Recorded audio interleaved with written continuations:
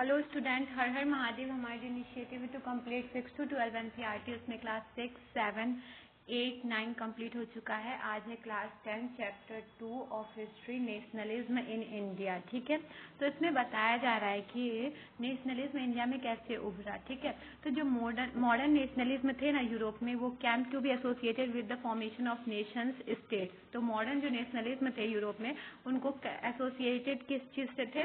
वो ना nation state से फॉर्मेशन, नेशन स्टेट के फॉर्मेशन से थे, एसोसिएटेड थे। इंडिया में ना ग्रोथ जो हुआ मॉडर्न नेशनलिज्म का, वो intimately connected to anti colonial movement. Anti colonial movement के बाद ना ये इंडिया में भी नेशनलिज्म आया। ठीक है, द फर्स्ट वर्ल्ड वॉर, खिलाफत एंड नॉन कोऑपरेशन। तो इसमें सबसे इम्पोर्टेंट क्या था? तो पहला वर्ल्ड वॉर, खिलाफत और नॉन कोऑपरेशन। ठीक है, तो इसमें क्या हुआ था? जो फर्स्ट वर्ल्ड वॉर हुआ था 1914 से 1918 में, वो क्रिएट किया था न्यू पॉलिटिकल और इकोनॉमिक सिचुएशन। ठीक है, तो इसमें क्या क्या न्यू पॉलिटिकल और इकोनॉमिक सिचुएशन था, उसके बारे में बताया जा रहा है फर्स्ट ऑफ ऑल।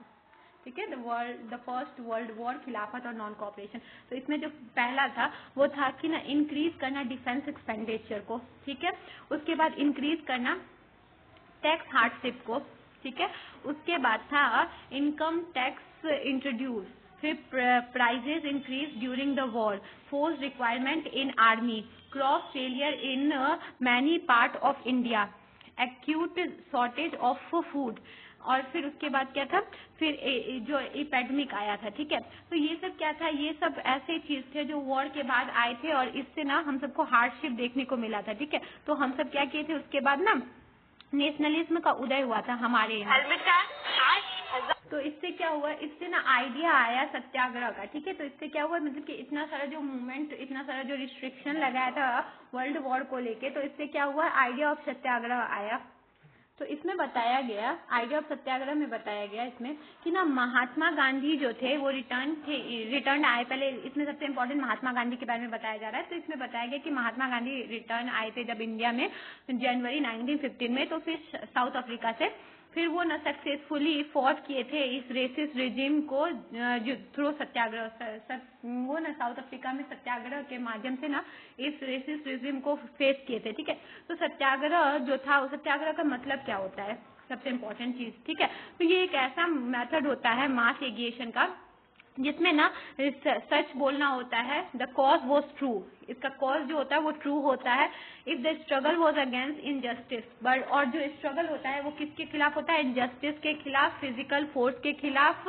जो necessary fight the operation, necessary fight किया जाता है, was not necessary fight the operation. Operation के साथ फाइट नहीं किया जाता है, इसमें ना स्ट्रगल किया जाता है इनजस्टिस के खिलाफ। ठीक है, सत्याग्रह मीन्स इंसिस्टेंस ऑन ट्रूथ। तो इसका मतलब मेन थिंग क्या है? ट्रूथ को लेके लड़ना। ठीक है, सत्य को लेके लड़ना सत्याग्रह कहलाता। गांधी जी ऑर्गेनाइज सत्याग्रह मूवमेंट इन वेरियस प्लेसेस। तो गांधी जी इस चीज को ना ऑर्गेनाइज किए थे वेरियस प्लेसेस में। ठीक है, तो क्या क्या किए थे गांधी जी? 1916 में स्टार्ट किए, 1916 में किए थे। वो पहला किए थे चंपारण बिहार में, जो किए थे प्लांटेशन को लेके, ऑपरेसिव प्लांटेशन के अगेंस्ट। ठीक है, पहला उनका 1916 का था। फिर सेकेंड था खेड़ा, गुजरात का। ठीक है, जो डिमांड कर रहा था रिवेन्यू कलेक्शन को लेके, जो फिर क्रॉप फेलियर को लेके हो रहा था, प्लेग एपिडेमिक को लेके।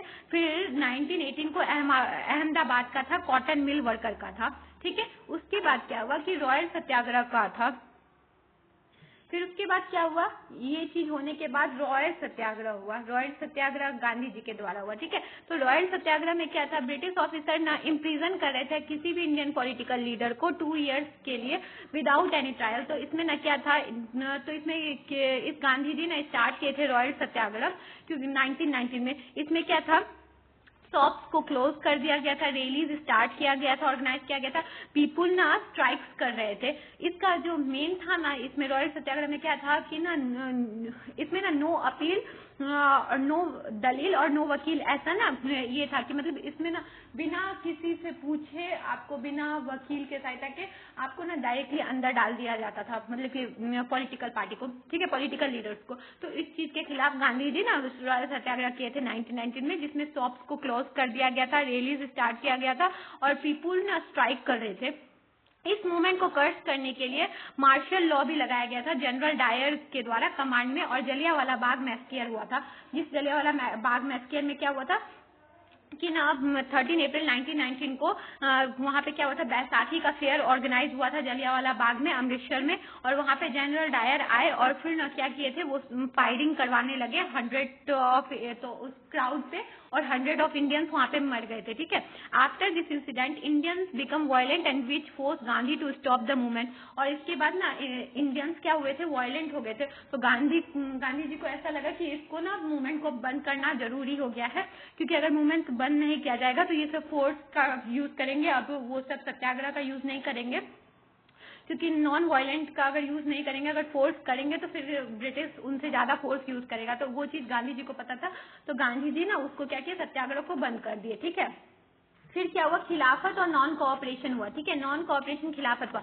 तो इसमें क्या हुआ था कि ये लेफ्ट किया गया था टू ब्रदर्स के द्वारा, शौकत अली और मोहम्मद अली के द्वारा खिलाफत कमेटी फॉर्म किया गया था बॉम्बे में मार्च 1919 को, डिफेंड करने के लिए खलीफा को, ठीक है, टेम्पोरल पावर को। और फिर क्या हुआ था, गांधी जी क्या किए थे इस चीज को लेके, गांधी जी ना कन्विंस द कांग्रेस को कन्विंस किए थे कि इस चीज को ज्वाइन करे, खिलाफत मूवमेंट को, और फिर नॉन कोऑपरेशन को एक साथ स्टार्ट करे। ठीक है, तो कांग्रेस इस सेशन में नागपुर में दिसंबर में 1920 में नॉन कोऑपरेशन प्रोग्राम को अडॉप्ट किए थे।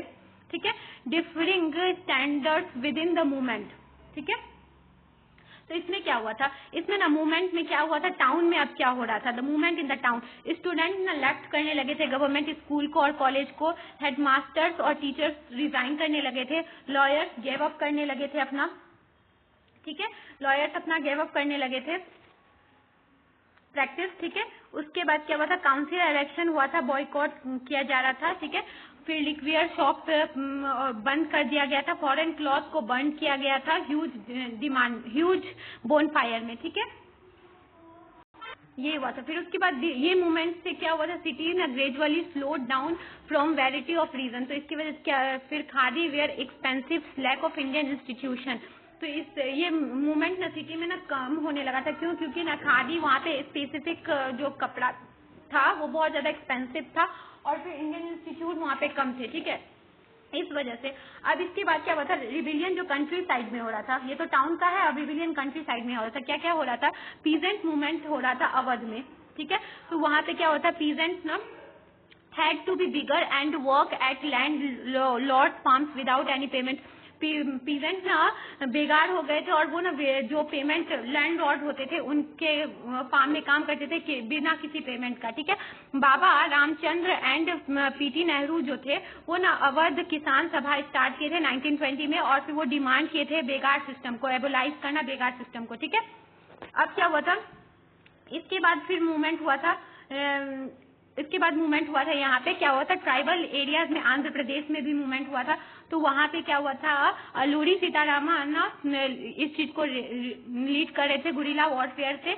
और फिर ना आंध्र प्रदेश में गुरेहम हिल्स में the rebel attracted police station को अटैक कर रहे थे। Raju was captured and executed in 1924, और राजू को कैप्चर कर लिया गया था और एग्जीक्यूट कर दिया गया था 1924 को। ठीक है, इसके बाद हो रहा था स्वराज इन द प्लांटेशन। अब प्लांटेशन एरिया में स्वराज का मांग कैसे हो रहा था, for the plantation workers Swaraj means moving freely. तो प्लांटेशन वर्कर्स के लिए था कि अगर उनको मूविंग फ्रीली, अगर एक जगह से दूसरी जगह फ्रीली जाने दिया जा रहा है तो ना वो उसका प्लांटेशन वर्कर के लिए स्वराज था। ठीक है, मतलब सबके लिए स्वराज का मतलब अलग अलग था।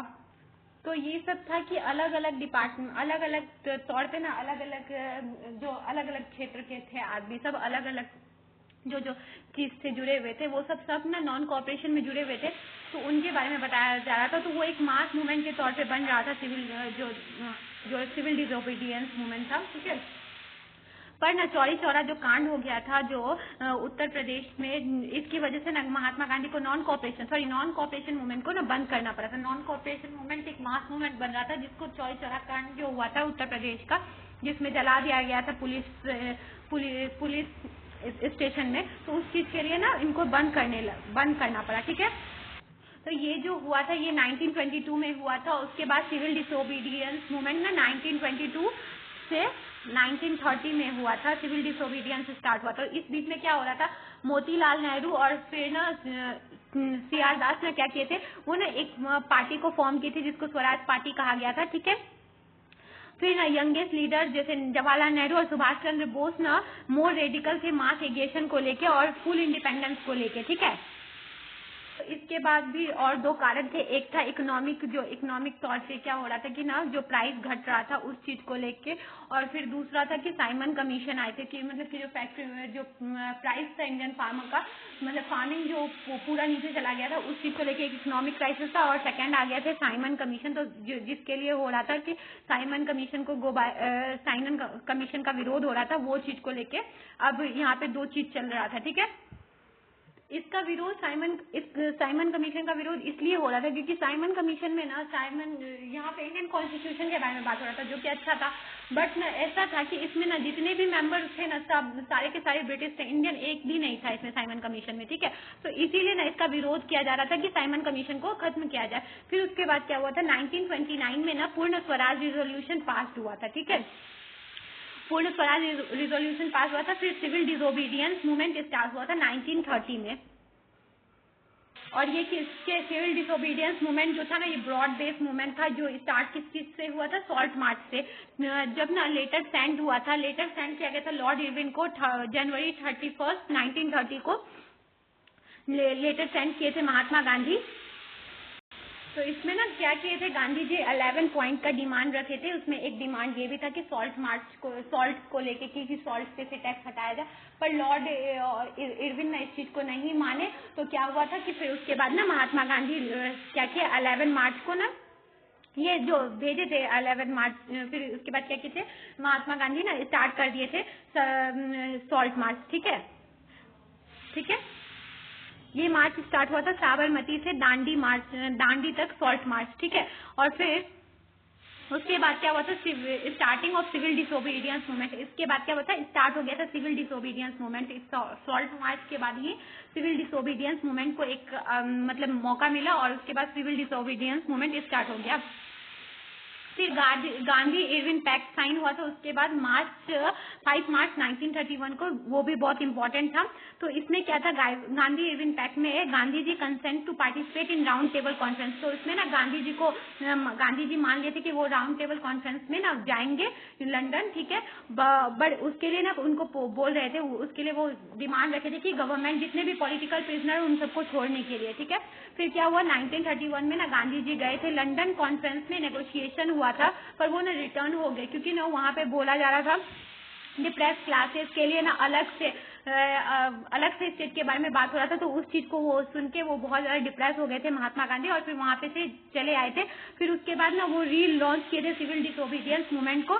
फिर for over a year the movement continued by 1934 it lost its momentum, और 1934 के बाद ना ये अपना मोमेंटम खो दिया था, ये सिविल डिसोबीडियंस मूवमेंट, ठीक है। और इसमें ना कौन कौन जुड़े थे, रिच पीजेंट और रिच फार्मर, और ये जो सिविल डिसोबीडियंस मूवमेंट था उसमें रिच पीजेंट्स और पुअर पीजेंट्स जुड़े थे, ठीक है। How participate the movement, civil disobedience के जो पार्टिसिपेंट जो थे ना वो सब ना एक दूसरे के अपोजिट थे, जैसे कि रिच पीजेंट और पुअर पीजेंट थे। तो ऐसा कंडीशन हो गया था कि जिसमें ना दोनों पार्ट जो थे, चाहे वो रिच पीजेंट हो या पुअर पीजेंट हो, वो दोनों कांग्रेस को सपोर्ट करे थे। अब कांग्रेस कंफ्यूजन में होते थे, चाहे वो इंडस्ट्रियल वर्कर्स हो या इंडस्ट्रियल जो इंडस्ट्रियलिस्ट थे वो दोनों सपोर्ट करे थे। तो अब ना प्रॉब्लम हो गया था क्योंकि रिच पीजेंट अपना फायदा देख रहे थे और फिर पुअर पीजेंट अपना फायदा देख रहे थे। तो अब कांग्रेस रिमेन कंफ्यूज रहती थी। उसी तौर पे अगर देखा जाए तो इंडस्ट्रियलिस्ट अपना प्रॉफिट देख रहे थे और वर्कर्स अपना प्रॉफिट देख रहे थे, पर दोनों ना कांग्रेस को सपोर्ट कर रहे थे। तो कांग्रेस इसमें भी कंफ्यूज थी कि अब किसका मदद किया जाए, ठीक है। तो इस चीज को लेके इसके बाद क्या था, अगली कैटेगरी जो इस सिविल डिसोबीडियंस मूवमेंट में मास मूवमेंट में जो पार्टिसिपेट किए थे वो वुमेन्स के थे। वुमेन्स ना गांधी जी के कॉल ऑफ करने पे ना, गांधी जी के बुलाने पे वुमेन्स भी ना इस मूवमेंट में बहुत बढ़ चढ़ के भाग ली थी। मतलब कि इसमें पीजेंट भाग लिए थे, लैंड ऑनर्स भाग लिए थे, फिर उसके बाद वर्कर्स भाग लिए थे, फिर इंडस्ट्रियलिस्ट भाग लिए थे, फिर वुमेन भाग लिए थे, स्टूडेंट भाग लिए थे। तो मतलब ये ना बहुत एक तरीके से मास मूवमेंट के तौर पे था। जो लिमिटेशन था, अभी देखो कुछ कुछ लिमिटेशन भी था सिविल डिसोबीडियंस मूवमेंट का, तो वो क्या था, on the basis of caste, on the basis of religion, ठीक है। तो इसमें क्या हो रहा था कि ना ये जो कांग्रेस के जो मेंबर थे ना वो भी अपर कास्ट हिंदू जो थे, ब्राह्मण थे, और उसके बाद ना ऐसा उस टाइम में ना कास्ट सिस्टम प्रिवेल हो रहा था, तो उनको ना मतलब जो लो कास्ट के थे, जो अनटचेबल थे, उनको ना ये चीज का नहीं लग रहा था कि उनके साथ तो सही किया जा रहा है, तो वो ना इस चीज को अच्छी तरीके से सपोर्ट नहीं कर रहे थे और अपना ही अलग एक ग्रुप बना के बैठे हुए थे। फिर एक कन्फ्लिक्ट चल रहा था गांधी जी और फिर क्या कहता है बी आर अम्बेडकर के बीच में भी, जिस जो ना डिप्रेस क्लास को लेके था, तो उस चीज को लेके फिर पूना पैक्ट साइन हुआ, तब उसके बाद वो चीज को खत्म किया गया, वो चीज फिर खत्म हुआ। फिर जो लिमिटेशन था ना वो और क्या था, फिर क्या हो रहा था कि रिलीजन को लेके भी ना एक जैसे कि भेदभाव चल रहा था, मतभेद चल रहा था, चाहे वो हिंदू हो या मुस्लिम हो। तो हिंदू ऐसा हो रहा था कि ना हिंदू सब पार्ट कर रहे थे, तो मुस्लिम उतनी तरीके से ना उतना कन्फ्लिक्टेड रूप में उतना बढ़ चढ़ के ना भाग नहीं ले रहे थे। एम आर जयकर और फिर मोहम्मद अली जिन्ना के बीच में भी ना एक ये चल रहा था, मतभेद चल रहा था, ठीक है। तो ना वो चीज को लेके भी, और फिर मुस्लिम सब उस हिसाब से जो मुस्लिम लीडर थे, मुस्लिम जो हमारे जो कम्युनिटी के जो लोग थे मिनॉरिटी इंडिया में, वो उस टाइप से सपोर्ट नहीं कर रहे थे इस मास स्ट्रगल को, ठीक। तो इसी चीज को ना इस चैप्टर में बताया गया है कि किस हिसाब से सिविल डिसोबीडियंस मूवमेंट हुआ था, नॉन कोऑपरेशन मूवमेंट हुआ था, और इसमें किस किस तरीके से लोग सब जुड़े थे और इसका क्या लिमिटेशन था, ये चीज को बताया गया। पर इसमें ना ये चीज इम्पोर्टेंट था कि ये बताया गया था कि यूनाइटेड होकर हम सब किसी भी चीज को जीत सकते थे, और इसको ना एक अलग टाइप से भी बताया गया था कि कल्चरल तरीके से भी बताया गया था कि कल्चरल क्या क्या किया जा रहा था उस टाइम में। जैसे कि बंकिम चंद्र चट्टोपाध्याय ने वंदे मातरम उस टाइम में लिखा था, अभिनेन्द्र नाथ टैगोर ने भारत माता का पिक्चर बनाया था उस समय, तो ना और फोक कल्चर को लेकर रविंद्रनाथ टैगोर खुद ही इनकरेज होके वो क्या कहते गांव गांव जाके पोयम और फिर पोयम सब कंपेयर किए थे, पोयम सब बनाए थे, नर्सरी पोयम्स बनाए थे। फिर उसके अलावा क्या हुआ था, फ्लैग को यूज किया गया था कलेक्टिव बिलोंगनेस के लिए, ठीक है। जो महात्मा गांधी खुद स्वराज फ्लैग बनाए थे, फिर स्वदेशी फ्लैग भी बनाया गया था, तो इस चीज को मतलब कि यूनिटी को दिखाने के लिए किया गया था, ठीक है। तो इसमें यही चीज को बताया गया था कि यूनाइट होके कैसे हमारा जो देश का जो यूनाइट होके कैसे कैसे मूवमेंट स्टार्ट हुआ था और कैसे कैसे मूवमेंट को आगे लिया गया था, ठीक है। चाहे वो सिविल डिसोबीडियंस मूवमेंट हो, चाहे वो नॉन कोऑपरेशन मूवमेंट हो, तो उसमें कैसे सब लोग सब बढ़ चढ़ के साथ दिए थे, तब इसके बाद ना ये सक्सेसफुल हो रहा था। पर कुछ कुछ प्रॉब्लम भी क्रिएट हो रहे थे, जिसकी वजह से कुछ कुछ प्रॉब्लम हम सबको देखने को मिल रहा था। बट ये था कि ना जो हम सबका सेंस ऑफ बिलोंगिंगनेस था कि हम सब साथ हैं, चाहे वो पेंटिंग को लेके हो, चाहे वो आर्टिस्ट को लेके हो, चाहे वो फार्मर हो, वर्कर हो, इंडस्ट्रियलिस्ट हो, सब एक साथ एक ग्रुप में थे। इस चीज को बता रहे थे कि ना हम सब एक साथ हैं और हम सब एक साथ अगर मिलके करेंगे, तो महात्मा गांधी का यही चीज दिखाया रहे थे कि ना यूनिटी अगर साथ में रहेगा तो फिर ना हम सब कुछ भी कर सकते हैं। उस चीज को इस चीज में दिखाया गया था, ठीक है, इस पूरे चैप्टर में।